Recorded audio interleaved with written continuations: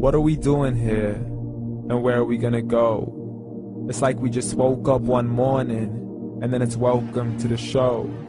Don't ask any questions, just go with the flow. Make as much money as you can and try your best not to get broke. Copy everything you see on the TV, from the hairstyles to the clothes, and don't think too often, just do exactly as you're told. And if you ever get confused, then just turn towards the alcohol. You'll still hear your thoughts, then just turn up the radio as you learn to live a lifestyle of drugs, sex, and rock and roll. But in all honesty, I just need to know, is there more to the cycle than growing and getting old? Living and dying just to leave behind a happy home and a whole lot of property that somebody else is going to own. I just really need to know before the casket's closed, 'cause I'm not willing to gamble with my soul, nor am I ready to take any chances. These are just simple life questions and I'm just searching for some answers. Like, what are we doing here? And what is our purpose? How did we get here, and who made us so perfect? And what happens once we go, or is this world all really worth it? Questions we don't answer because apparently we don't really have to. There's no purpose to this life and our existence is merely natural. Then in that case, please let me ask you, did you create yourself, or was it somebody else who had fashioned you? 'Cause you're a being that's impeccable, faultless and unparalleled. You're a product of supreme intelligence and I'm merely being rational. For there isn't a camera on this earth that can come close to the human eye, nor a computer that can compete alongside the human mind. And if the whole world was to come together, we wouldn't be able to create a single fly. So many signs, yet we still deny. As science tries to justify that all this could come from none, when it's a simple sum. 0 plus 0 plus 0 cannot possibly ever give you 1. So from where did all this order come? For everything has its origins, a maker, a creator of its own. I mean, the only reason you're watching this video is because somebody had to press upload. So we can believe in the Big Bang, but I'd rather believe in He who caused it to explode. Allah, the creator of everything along with every single soul. The ever-living, the master, the only one who is in control. Unlike his creation, beyond our imagination. And no, he's not a man, nor does he have any partners in association.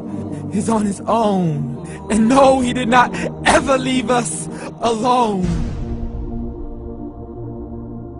Just like every manufacturer, he left us with an instruction manual. The Quran and Islam, and I'm sorry to jump to conclusions, but it's the only one possible. The only definition of God is the one and only supreme being. It's logical, a book with 0 contradictions, with miracles that are both scientific and historical, all revealed over 1400 years ago. Like the detailed description of the human embryo. The descriptions of the human embryo in the Quran cannot be based on scientific knowledge in the 7th century. To the mountains as pegs holding firm the earth below, and the 2 seas that don't mix in a complete separate flow. To the planets in orbit, alternating night and day as they stay in flow. The expansion of the universe and the creation of everything from H2O. To the stories of the past and the preservation of Pharaoh. To identifying the lowest point in the land where Persia defeated Rome. The gushing fluid that created man in the glands between the ribs and the backbone. And not a word has changed, it's still the same. So please explain how all this was known over 1400 years ago. To a man who couldn't read or write, as he would recite whatever the angels spoke. And if you still don't believe, please try to come up with something that's even close. But you can't, so we took God as a mockery and his messengers as a joke. Muhammad could not read or write. How's somebody who can't read or write gonna start a religion? Dismiss the scriptures as legends and tales of the ancient folk, as we live life according to our whims, desires and hopes. saying this life is the only home we will ever know. We will live then die then simply turn to bones. YOLO! Correction, after the grass dies, the rain arrives and it regrows, and Allah promises to do the same thing to your very soul and bring you back from your very fingertips to your toes, as the all-seeing supreme being watches us so close, and we are surely being tested in our wealth, our health, and our self, and everything that we've been blessed with. So believe, for we will surely be resurrected and be brought back to our Lord and account for every single deed, as He hands us our books and orders us to read.